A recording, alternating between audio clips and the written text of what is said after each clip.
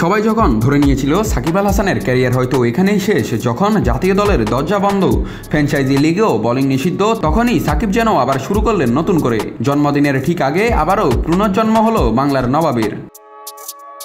সন্দেহজনক বোলিং অ্যাকশনের অভিযোগে আন্তর্জাতিক ও দেশের বাইরে ঘরোয়া ক্রিকেটে নিষিদ্ধ হয়েছিলেন সাকিব আল হাসান। দুইবার পরীক্ষায় ব্যর্থ হওয়ার পর তৃতীয়বার সফলভাবে পাশ করেছেন বাংলাদেশের এই তারকা অলরাউন্ডার। বিষয়টি নিশ্চিত করেছেন সাকিব নিজেই। ক্রিকেটীয় ওয়েবসাইট ক্রিকবাসকে দেওয়া এক সাক্ষাৎকারে তিনি বলেন, খবরটি সত্যি, আমি বল করার জন্য আবার ক্লিয়ারেন্স পেলাম। বাংলাদেশ ক্রিকেট বোর্ডও এক বিবৃতিতে নিশ্চিত করেছে 2025 সালের 9 মার্চ লাভবরো বিশ্ববিদ্যালয়ে পরীক্ষার পর তার বোলিং অ্যাকশন বৈধ ঘোষণা করা হয়েছে।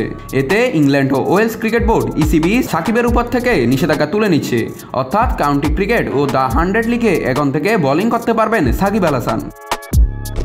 2024 সালের সেপ্টেম্বরে ইংল্যান্ডের সারের হয়ে খেলতে গিয়ে সামারসেটের বিপক্ষের ম্যাচে তার বোলিং অ্যাকশন সন্দেহজনক মনে হয় আম্পায়ারদের কাছে।